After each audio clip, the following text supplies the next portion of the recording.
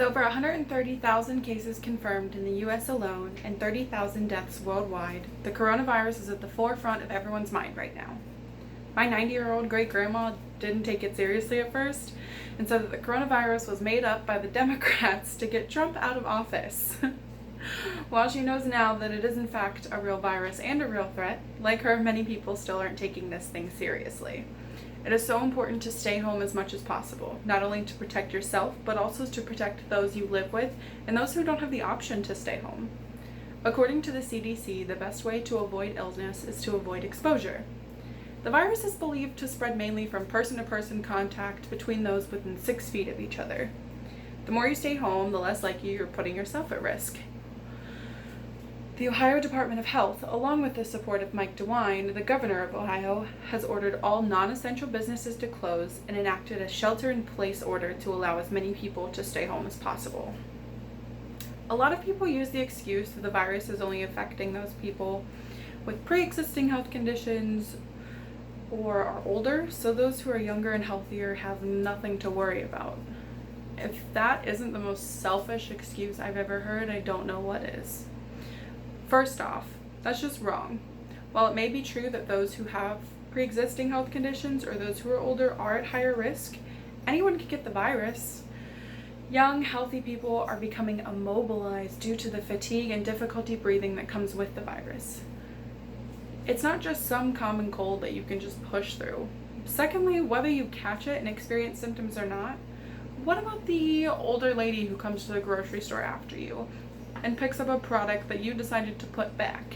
She doesn't happen to have any hand sanitizer or disinfectant wipes because everyone panicked and bought all of them up. You may never know of this lady or your correlation with her getting sick, but she could go into the hospital because of you, maybe even die, because you decided to be careless. How fair is that?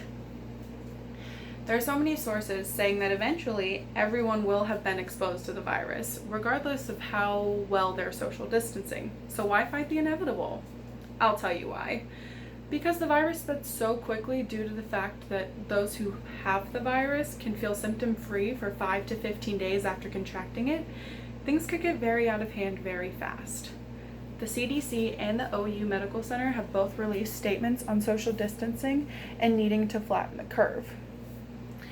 Flattening the curve refers to the number of cases in a given area over a period of time.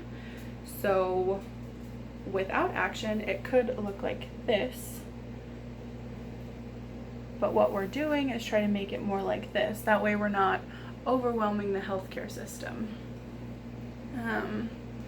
The goal is not about not trying to get sick, but more so about trying to make it so everyone doesn't get sick at the same time. Listening to the news and the radio here in Ohio, there have been talks about the peak of this pandemic not even happening until mid-May. There's already hospitals with completely full ICUs trying to expand into other wings of their facility due to the amount of overflow, and we're still a month out from the worst of it.